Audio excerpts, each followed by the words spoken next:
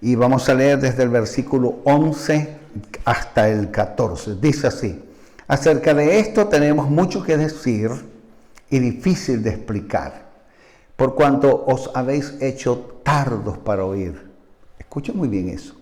Porque debiendo ser ya maestros después de tanto tiempo, tenéis necesidad de que se os vuelva a enseñar cuáles son los primeros rudimentos de las palabras de Dios. Y habéis llegado a ser tales que tenéis necesidad de leche y no de alimento sólido.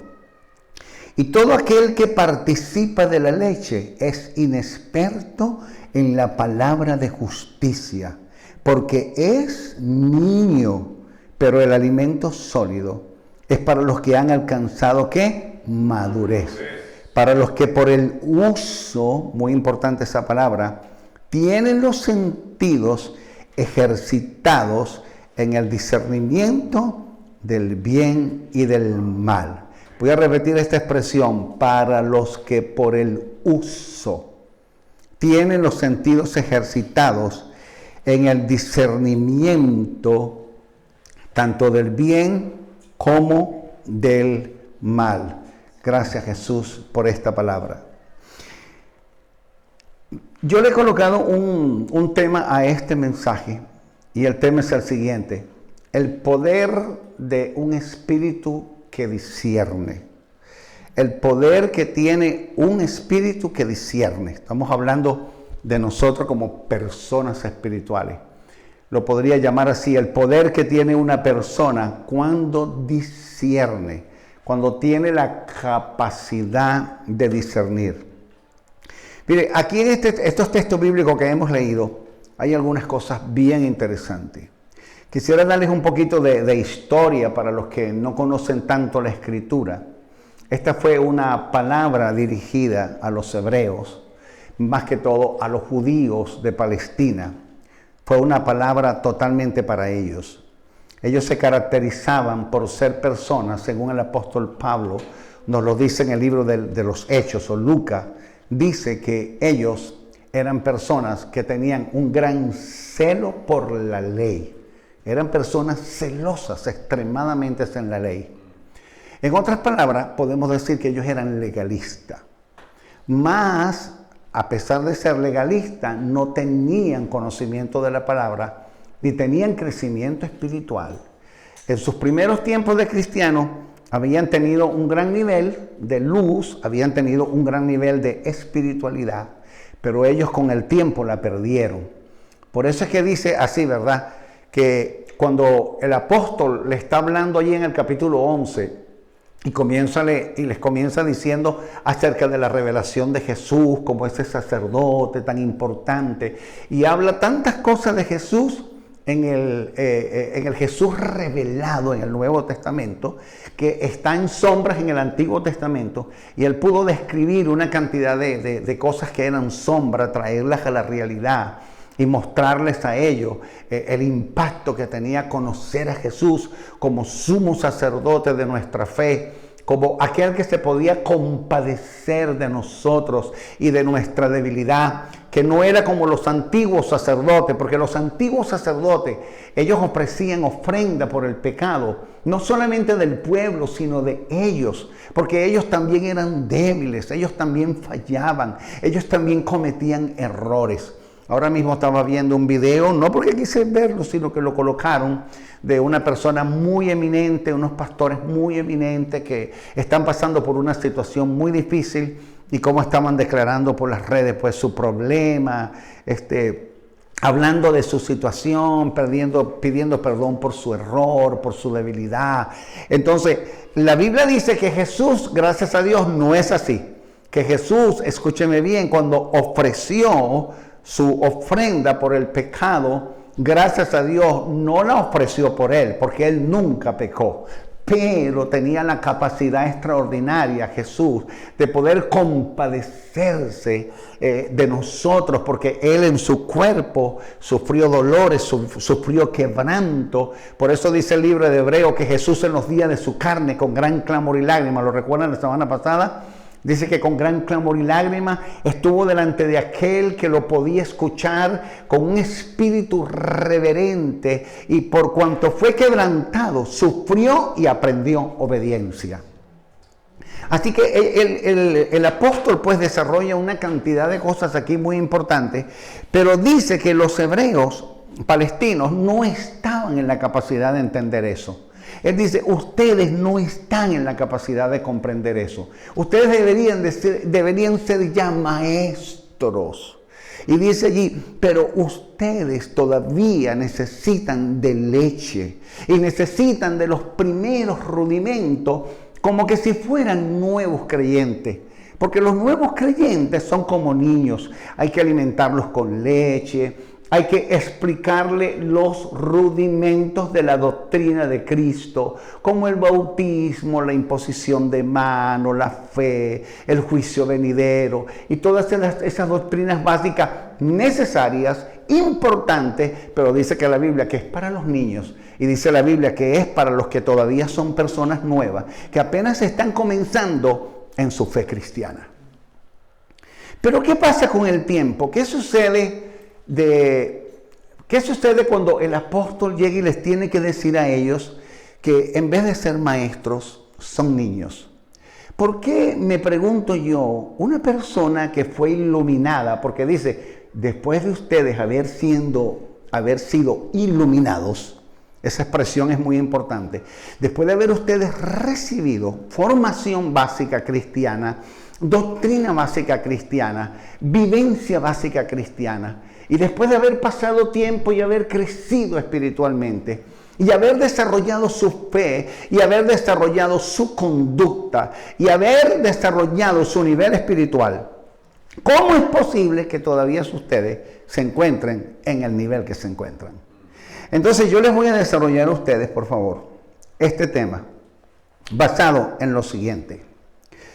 Una de las primeras cosas que el apóstol Pablo, porque creo que fue Pablo quien escribió esta carta, está ya en el versículo 11, dice, ustedes han sido tardos para oír. Yo les quiero recordar a ustedes, los que están aquí también, que tienen bastante tiempo en el Señor, algunos de ustedes, que deben tener cuidado de no caer en lo mismo, y de que todos los que nos están escuchando allí por las redes no deben caer en lo mismo. Ser tardo para oír. ¿Qué significa, según la Biblia, tardo para oír? Lo vamos a ver en el griego. Miren lo que significa. Escúcheme bien. Significa esto: persona difícil de comprender. Persona que se le hace difícil comprender y se le hace difícil interpretar las cosas. Persona que cuando se le está explicando algo de una manera inteligente y espiritual, aunque son dos cosas diferentes, porque podemos ser personas muy inteligentes, mas no espirituales. Podemos ser personas que tenemos una gran capacidad de razonar, mas no ser personas espirituales. Entonces dice, personas que, aunque se les explique las cosas de una manera inteligible, ellos, a causa de su torpeza en las cosas espirituales, no las pueden recibir aunque las escuchen, y no las pueden captar aunque las oigan. En otras personas, son personas que tienen los oídos. ¿Cómo tienen los oídos? Pesados. ¿Saben lo malo que es en la vida cristiana tener los oídos pesados? Yo podría preguntarme ahorita y decir, ¿cuántos creyentes no son discípulos? Yo siempre he dicho esto: un discípulo, escúcheme bien, tiene que ser creyente, pero un creyente no necesariamente es un discípulo. Una oveja puede ser creyente, pero no necesariamente una oveja, en el sentido figurado espiritual, se convierte en un discípulo. Porque un discípulo va mucho más allá. Un discípulo tiene unas características extraordinarias. Una de las primeras cosas que tiene un discípulo es que un discípulo tiene una capacidad de oír desarrollada. Es una persona que puede oír la voz de Dios. Es una persona que lee la Biblia y sabe si Dios le está hablando. Es una persona que puede orar y sabe si Dios lo está escuchando. Es una persona que en su vida diaria va a ver resultados. Es una persona que cuando le sirve a Dios, le sirve con pasión. Y no está pendiente si los demás le sirven. No está pendiente si los demás hacen. No está pendiente si los demás ejecutan. Un verdadero discípulo sabe cuál es su responsabilidad en Cristo. Es una persona que va una milla más allá. Es una persona que sirve. Es una persona que se entrega. Había una muchacha de nuestra iglesia, bueno, la hay, ahora está casada, se llama Migdali. Me dice Silly que saludo Migdali, de aquí, y a José también. Me dice Silly que estuvo con ellos y que Silly me dice, papi, yo estuve muy impresionada porque me di cuenta cómo está sirviendo Migdali al Señor. Está sirviendo en 4 cosas en la iglesia. En 4 cosas se está sirviendo en la iglesia. Y que uno de los hermanos le dijo, hey, no vayas a agarrar una 5ª cosa porque ya es demasiado. Servir en 4 áreas. Trabaja con los niños. Hace una cantidad de cosas en la iglesia. Trabaja con ayuda social. Me dice Silly, papá, es impresionante. Trabaja todo el día materialmente y todavía tiene esa fuerza para servirle al Señor. Tiene 2 niños. Y me dice que ella estaba muy impresionada por su servicio al Señor, que lo hace con excelencia, con mucha excelencia que a mí me consta. Y entonces yo digo, eso es un discípulo. Eso es un discípulo. Una persona que a veces hacemos una cosa y ya no estamos quejando por lo poquito que hacemos. A veces servimos en un área y lo hacemos tan defectuosamente. Y si lo hacemos en esa área, ya no lo queremos hacer en otra área. Ayer yo estaba recordando que alguien me dijo, ¿verdad? En el café de pareja que tuvimos, alguien me dijo, pastor, ahí está una bolsa de basura. Y yo dije, sí, no hay ningún problema, yo la voy a llevar a la basura. Y yo le dije a la persona, y sabes una cosa, y yo también ya limpié los baños, porque a mí me gusta limpiar el baño de hombre. Yo estoy aquí ahorita y yo regresé ahorita del baño de hombre y lo limpié todo, limpié la poceta, los lavamanos, le pasé papel, sequé el piso, arreglé todo, lo dejé impecable. Y yo dije entre mí, a mí no me cuesta nada limpiar los baños, a mí no me cuesta nada agarrar una bolsa de basura e irla a llevar. Yo sé que muchos pastores dirán, yo no voy a hacer eso, yo no estoy para eso, yo tengo un personal de consejería. Pero a veces es bueno hacer cosas para recordar que nosotros somos personas, somos personas, simplemente personas, que nosotros no debemos creernos las últimas Coca-Cola en el desierto, que nosotros no debemos tener una imagen personal exacerbada, porque me venía contando mi esposa que los grandes avivamientos se han roto y se han destruido y han cesado porque el hombre siempre mete su mano y quiere la gloria para él y daña los avivamientos. Entonces yo sé que estoy hablando de lo que es oír, ¿verdad? En otras palabras, mira, esos creyentes, voy a decirlo así de esa manera, se habían vuelto personas embotadas. Diga conmigo, embotadas. ¿Qué significa una persona? Una persona embotada. Es una persona cansada. Es una persona que tiene mucho sueño. Es una persona que tiene mucho estrés. Es una persona que está muy cargada por una cantidad de cosas en su vida. Y entonces, cuando tú le hablas, se le hace difícil entenderte, porque está embotado, está cansado, está agotado. Pero la mayoría de los hijos de Dios no están embotados porque le sirven al Señor, porque le dan toda su vida al Señor, porque le dan toda su fuerza, toda su energía, y porque le dan lo mejor al Señor. No, están embotados por sus trabajos personales, están embotados por sus problemas personales, están embotados por sus metas personales, están embotados por todo lo personal. ¿Están aquí o se quieren ir? En otras palabras, esos creyentes eran muy torpes en el espíritu, muy torpes, pero muy legalistas. Y esa es una de las características de una persona que no es discípulo. Es muy legalista, ve defectos por todos lados, ve que los demás no hacen las cosas bien ni sirven bien y piensa que él sí lo hace bien. Hay que tener mucho cuidado con eso, hermanos queridos. Eso está en Hechos capítulos 21, versos 20 al 24, donde lo dice de una manera textual: todos son celosos de la ley. En otras palabras, legalistas, pero poco espirituales. Vamos a ver cómo es un niño, porque aquí dice: yo quise hablarles a ustedes, pero ustedes todavía sois niños. Y vamos a ver la diferencia entre un niño y un adulto. ¿Qué es un niño espiritual? ¿Y qué es un adulto espiritual? ¿Qué es un nuevo creyente?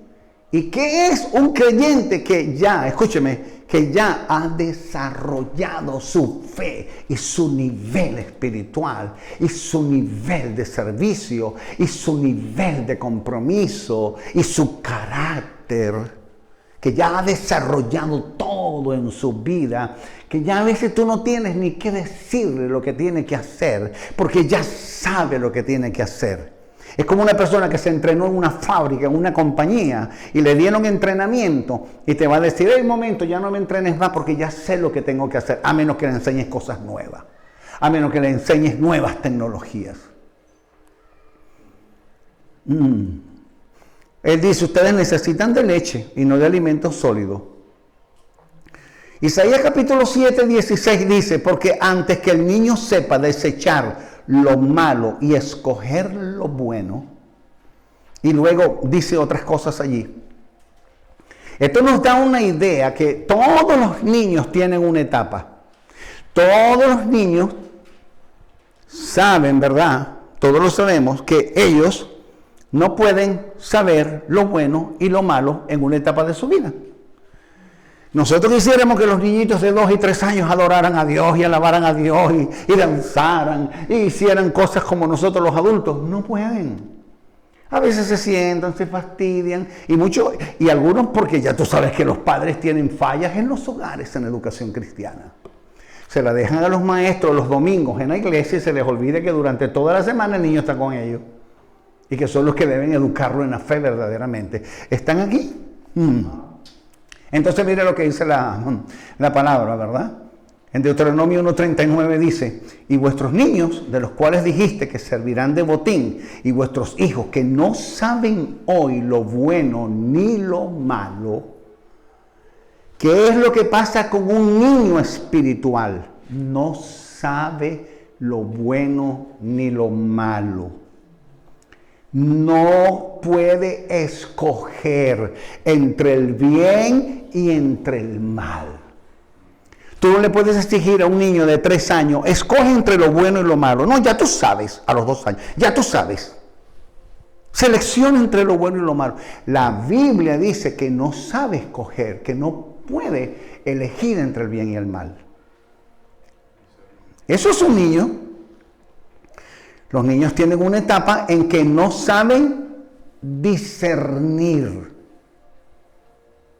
En otras palabras, vamos a ver el proceso de aprendizaje de un niño y su crecimiento en la vida normal. Esto le va a servir a los padres. Escuchen muy bien.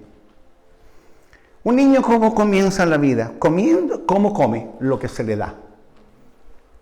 ¿Qué se le da? Básicamente en los primeros 6 meses a 1 año, leche materna. Y en el siguiente año, biberones, cremitas, sopitas, frutitas, ¿verdad? Licuadas. Eso es lo que se le da a un niño. Eso es lo que come un niño. A medida que vamos alimentando a un niño y él va creciendo, escuchen esto, sus sentidos comienzan a ejercitarse.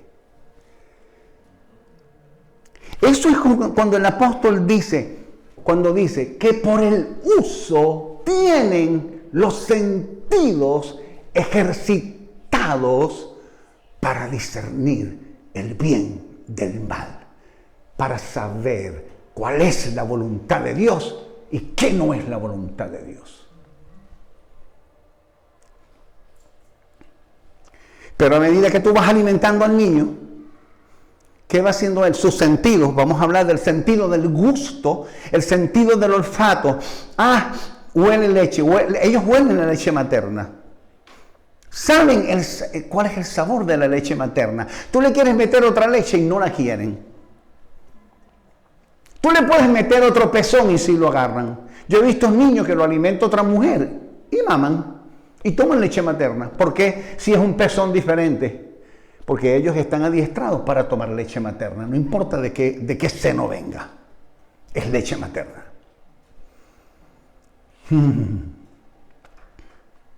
Así que a medida que el niño va alimentándose, él va creciendo en experiencia, sus sentidos se van desarrollando. Ahora ustedes hagan automáticamente el paralelismo espiritual.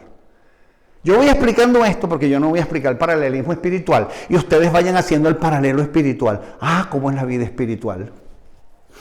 Por eso es que un nuevo creyente hay que visitarlo, hay que llamarlo, hay que orar por él, hay que consolidarlo. Y el pastor no te lo tiene que decir todos los domingos y todo el tiempo. Si tú trajiste una pareja y tú trajiste una persona, ya tú sabes que es tu responsabilidad orar por esa persona, visitarla, consolidarla. Que a medida que tú vas creciendo espiritualmente, cuando tú eres un nuevo creyente, ¿qué hicieron contigo? Alguien te discipuló, vino un creyente más maduro, mejor formado, un padre espiritual y te empezó a dar ¿qué? Leche, y te empezó a enseñar cómo leer la Biblia y cómo orar y cómo caminar con Dios y cómo adorar. Ese es el trabajo que debemos hacer.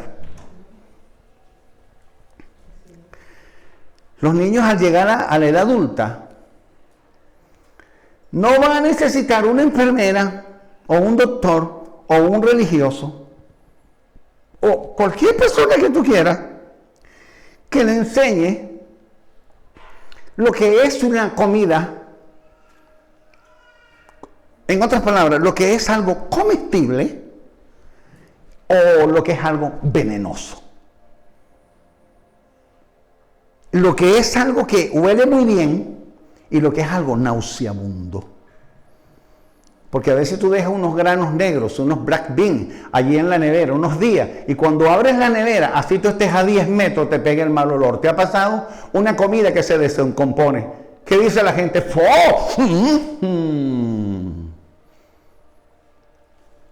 O cuando una persona hiede mucho. Diga conmigo, levante la mano, sentidos ejercitados.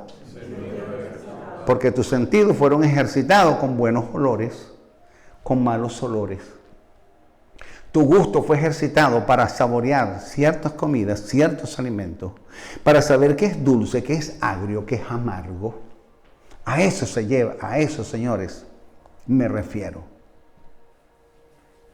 Así que a este niño nunca jamás nadie tendrá que decirle que, mira, a los 10 años de edad, a Gabriel no hay que decirle, Gabriel, esta comida es mala para ti, Gabriel ya lo sabe. Y a Gabriel le gustan sus hamburguesitas, ¿verdad? Y no le gusta, ¿no? Papitas fritas si le gusta. Así me está diciendo, sí, sí. ¿Ves? Ya a Gabriel no le pone unas papitas fritas allí. No, esos sentidos ya están adiestrados. Qué bueno que lo estamos viendo así. Digan todos, por el uso. Por el uso. Diga, por el uso. Por el uso. Por el uso. Por el uso. Diga, por el uso, comer, comer, comer, oler, oler, oler, oler, comer, comer, oler, oler, oler.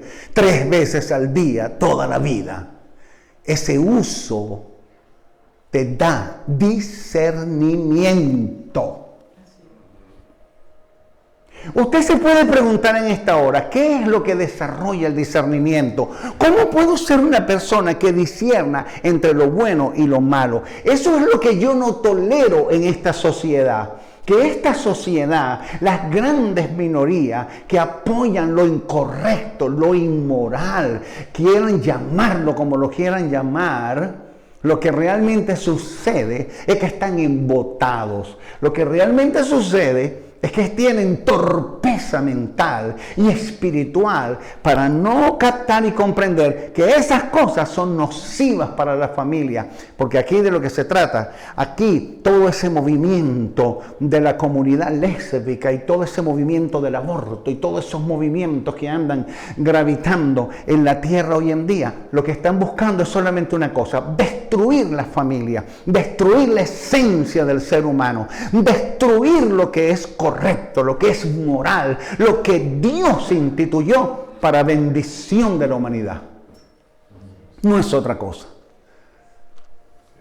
No es que, ay, compadécete, es que se violan los derechos. Yo no estoy de acuerdo a que se abuse de las personas, por cualquiera que sea su condición. Yo siempre he dicho, yo no soy homofóbico, pero no estoy de acuerdo con lo que hacen. Le puedo predicar, puedo amarlo y ayudarle a restaurar a una persona, pero que no me diga, voy a seguir aquí porque no estoy de acuerdo. Porque entonces quiere decir que desarrollaste un sentido diferente. Porque siendo un hombre vas a desarrollar un sentido hacia otro hombre, cuando eso no es correcto. Porque siendo mujer vas a desarrollar tus sentidos hacia otra mujer. Y porque siendo un ser humano vas a desarrollar sentidos hacia los animales. ¿Cómo pueden decir que eso es correcto? Ahora lo quiero llevar a nuestra vida espiritual. Vamos a olvidarnos de afuera, ¿verdad? Pero el apóstol dijo, la comida es sólida. Diga, la comida es sólida. Le pertenece a la gente adulta. Diga conmigo, a la gente madura. A la gente que ha formado carácter.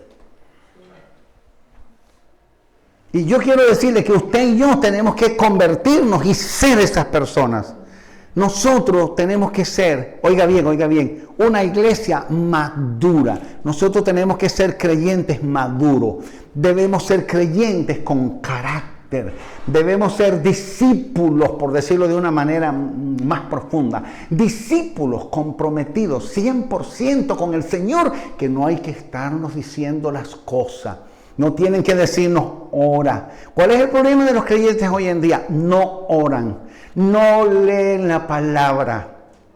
Leen la Biblia 10 minutos y ven 3 horas de televisión. Leen la Biblia 10 minutos y trabajan 12 horas al día. Leen la Biblia poco, muy poco, y se entretienen muy fácilmente con una gran cantidad de cosas. Entonces, ¿cómo tú vas a tener el uso desarrollado? Hay creyentes que tú le preguntas, el uso lo tienen desarrollado viendo televisión. Saben todas las series, todas las películas, todas las canciones, todos los juegos, porque lo que le desarrollan es el uso. Díganme los muchachitos, le desarrollan el uso por los juegos, por la tecnología, por esto, por aquello. Y eso es lo que desarrollan.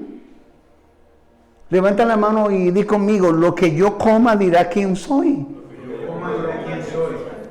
¿Tú eres lo que comes? Tú eres lo que comes. Cuando la Biblia dice adulto y maduro, está hablando de una persona que es mayor de edad. Está hablando de una persona que tiene hábito, escúchalo. Está hablando de una persona que busca la perfección. Está hablando de una persona que aprende a través del hábito, haciendo una cosa. Hay gente que no tiende la cama y pasan 15 años y no importa, 20, 30 y la cama siempre estará extendida. La ropa siempre estará tirada. Los corotos allá o los utensilios de cocina siempre estarán así. Son personas que no tienen hábito. Como el que no tiene hábito de cepillarse los dientes, o como el que no tiene hábito de acostarse en la noche bañado, aseado, sino que no se baña. Viene del trabajo y estos días una persona muy jocosamente me dijo, oye, yo cuando era muchacho, yo llegaba a la casa de jugar fútbol y me acostaba así me acostaba. Y me dice, y el colchón jamás lo saqué a llevar sol. Y el médico que le dijo, mijo, mira, tú debes tener todas las cosas raras de este mundo. O bote ese colchón, ácaros por todos lados, o sácalo a llevar sol. Ustedes se ríen, pero muchos de ustedes son así. Los estacionamientos desbaratados, los carros desbaratados, sucios. 50,000 cosas porque no hay hábito. Entonces, así tampoco hay hábitos. ¿Qué hace un adulto espiritual maduro que conoce a Dios? Lo primero es a levantarse, orar, darle gracias a Dios, adorar a Dios un buen tiempo. Lo segundo, leer la palabra y luego orar sobre esa palabra, meditarla, dedicarle tiempo a su vida espiritual y después, ahora sí, pues me voy al trabajo y me voy a hacer todo lo que tenga que hacer. Y en el día está pendiente de a quién le predica, en la noche está pendiente a quién consolida, a quién visita, a quién llama. Eso es. No significa que no tomes vacaciones, que no veas televisión y que no te diviertas. Significa que tú vas a ser una persona que discierne según el uso que tú le des a tu vida espiritual. Voy terminando con esto. Los discípulos maduros son aquellos que por el uso prolongado y costumbre han llegado a un estado en el que pueden apreciar las doctrinas más elevadas de la vida cristiana. Es una persona que practica la justicia. Es una persona que el diablo no lo va a venir a engañar. Es una persona que por el uso, diga conmigo, uso, hábito. Es el hábito. Es como cuando tienes hábito de comer saludable. El adulto, el maduro, trata de comer saludable.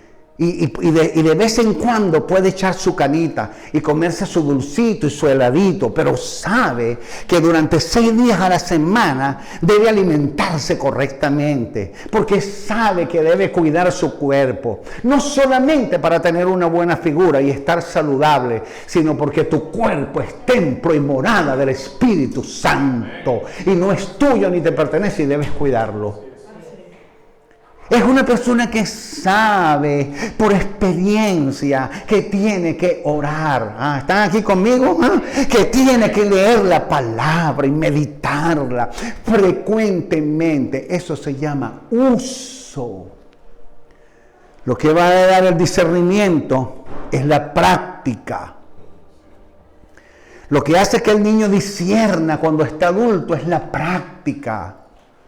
Lo que va a hacer que un cristiano discierna y desarrolle sus sentidos espirituales, desarrolle su olfato espiritual, su gusto espiritual, que desarrolle su tacto espiritual, que desarrolle el sentido interno de la espiritualidad para poder percibir la verdad, para tener la facultad de elegir cuando el diablo, que es padre de mentira, viene a tentarte y viene a destruirte con sus maquinaciones y con sus engaños, llámese como se llame. Tú te le vas a parar firme y le vas a decir: yo tengo hábito, por el uso yo estoy experimentado y entrenado para saber que eso es del diablo y que esto es de Dios. La mayoría, muchos de los cristianos de este tiempo van a ser engañados por el anticristo. Muchos van a ser engañados por el sistema. Muchos van a ser engañados en las naciones porque no tienen el uso apropiado. No tienen la práctica apropiada.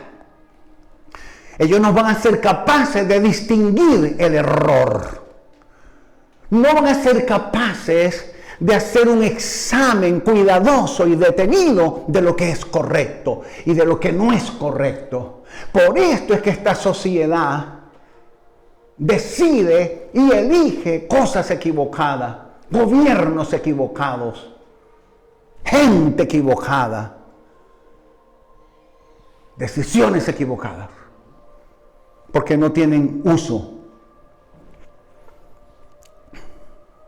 porque no fueron ejercitados para discernir el bien y el mal.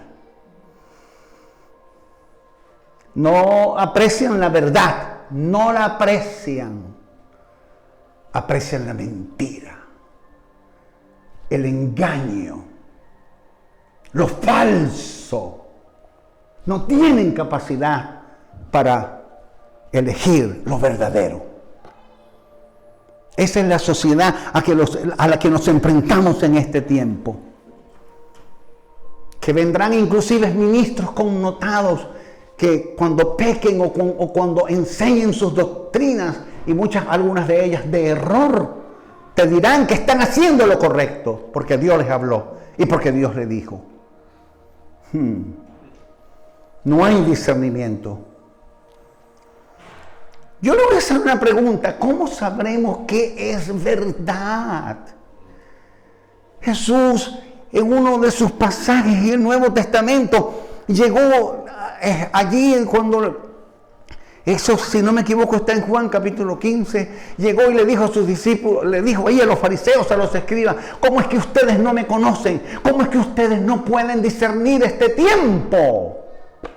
¿Cómo es que ustedes no pueden ver lo que soy? Claro, ellos no podían ver quién era Jesús. Ellos no podían discernir el tiempo. Jesús lloró sobre Jerusalén: oh Jerusalén, que matas a tus profetas y a los que te son enviados. Cuántas veces quise juntarte como la gallina junta los polluelos, pero no quisiste, por cuanto no conociste el tiempo de tu visitación, porque no tenían sentidos ejercitados.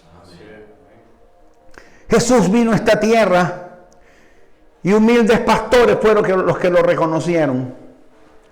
Jesús se presentó en el templo y los sacerdotes no lo conocieron. Y una mujer anciana que oraba y ayunaba vio a Jesús y dijo: este es el Mesías. Oh, santo, lo pudo conocer. Aquel hombre que estaba ya también en el templo lo cargó en sus brazos y dijo: oh, aquí está la salvación de Israel. Mientras que los religiosos, los escribas y los fariseos y los legalistas lo que hicieron fue siempre perseguir a Jesús. ¿Cómo sabrás tú la verdad? ¿Cómo sabrás tú cuando llegue el día malo, el día oscuro? Yo en estos días estaba orando y el Señor me llevó a ese pasaje que dice: porque aquí tinieblas cubrirán la tierra. ¿Cómo sabrás tú cuál es la verdad? ¿Cómo sabrás tú cuando el sistema del anticristo y de la apostasía, y la apostasía siempre comienza en la iglesia? ¿Cómo sabrás tú? ¿Cómo podrás librarte de un espíritu apóstata? ¿Cómo podrás librarte de la liviandad cristiana? ¿Cómo podrás librarte de una vida cristiana mediocre, light, como se le llama hoy en día? Cuando tú sabes que la perspectiva de este mundo es oscura. Hoy se repite lo que dijo Jesús: vosotros sois de vuestro padre el diablo. Y no me refiero a ustedes, sino a toda esa gente que se la pasa diciendo: yo tengo luz, yo tengo la verdad, yo soy un hijo de Abraham, yo defiendo esto y aquello. Y Jesús dijo: ustedes son de vuestro padre el diablo. Porque el diablo lo que sabe hacer es mentir y engañar desde el principio. El espíritu que va a operar en los últimos tiempos es el espíritu de engaño, es el espíritu de mentira. Y los hijos de Dios que no tengan el discernimiento o el uso adiestrado van a perder, se van a dejar engañar. Porque dice la palabra: Satanás, si es posible, engañarán aún a los escogidos. El engaño está en el ámbito religioso. La mayoría de sectas, maestros y predicadores muchas veces están salpicados de la mentira, están salpicados de la mundanalidad, y no me refiero a eso de ropita y pelo y esas cosas que se hablaban antes. Estoy hablando de cuestiones profundas. Están mezclados y no pueden mostrarle a la iglesia el camino correcto. Y va a llegar un momento que ningún pastor podrá hacerlo. Va a llegar un momento que ningún ministro va a hacerlo. Va a llegar el momento que tú no podrás depender ni siquiera de los pastores, de los ministerios grandes y poderosos. Va a llegar el momento que vas a tener que tener tu propio aceite, tu propia luz de la palabra. Va a llegar el momento que vas a tener que conocer la Escritura y comer sólido y alimentarte de la palabra de Dios y tener comunión con Dios de una manera profunda en el espíritu para poder sobrevivir a lo que viene. Ahora, no solamente es conocer la palabra, es ponerla en práctica. No solamente es tener la cabeza de conocimiento y mucha Biblia, sino ponerla en práctica en cada momento de nuestra vida, en cada momento en que vamos a servir, en que vamos a adorar a Dios, en cada momento en que vamos a hacer nuestro trabajo. La pregunta es, ¿qué estás permitiendo en tu mente? Segundo, ¿cuáles son tus prioridades? ¿Qué permites en tu mente? ¿Cuáles son tus prioridades? ¿A quién obedeces cuando la voz de la tentación sutilmente te habla? ¿A quién obedeces? ¿A tu carne o a tu espíritu? Te diré a quién vas a obedecer. Obedecerás al que hayas alimentado más y al que hayas entrenado más. A ese vas a obedecer. Si entrenaste tu espíritu, tu hombre espiritual, tu mujer espiritual, si lo entrenaste por el uso adecuado, continuo, responsable, al hábito perfecto en tu vida, a él vas a responder. Pero cuando venga la tentación y entrenaste al otro, responderás a la tentación. Te será fácil pecar, te será fácil perder la perspectiva cristiana de la vida. Y te unirás y te sentarás en la mesa de los ídolos, a comer su pan y a beber su vino. Que Dios los bendiga. Que Dios nos ilumine y que hagamos su voluntad. Pónganse de pie allí donde están. Y ustedes allí, iglesia, pónganse de pie. Cualquiera que